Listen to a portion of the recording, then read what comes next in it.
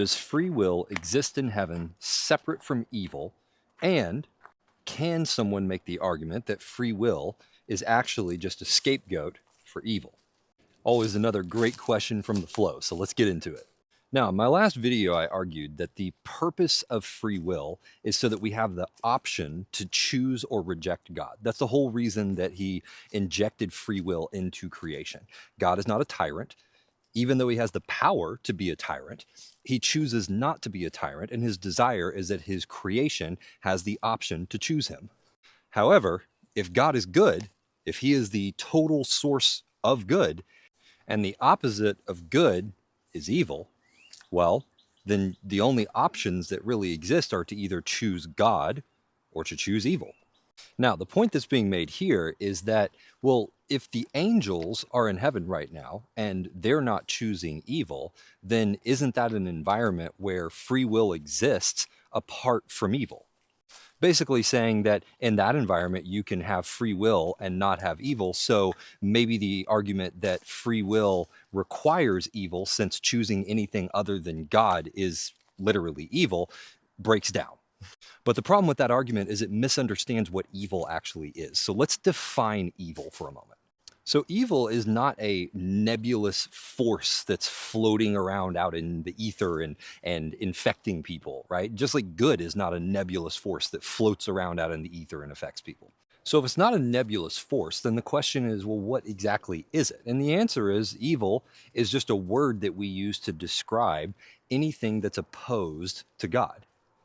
Now, for something to oppose God would require there to be an agent to carry out that opposition. So essentially what that means is that evil, or the existence of evil, which let's call the existence of evil being the existence of an option other than God, and the expression of that evil, which is the agent who carries the evil out, do not have to be in the same place at the same time.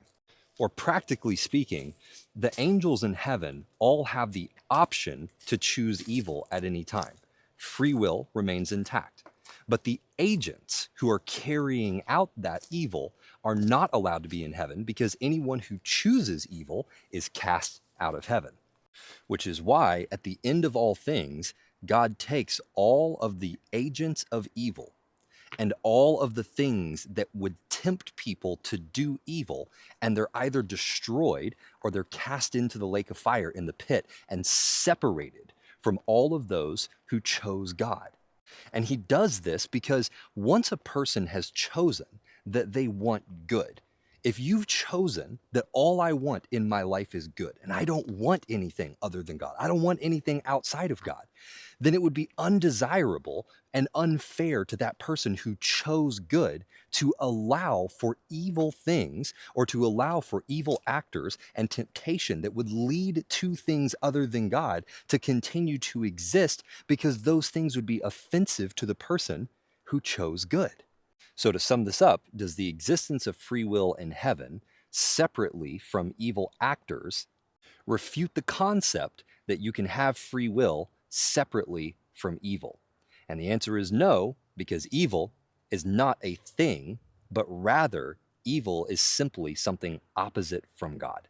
And so long as human beings have a choice, then we will always have the option to choose something other than God. And if we choose something other than God, then we are choosing evil.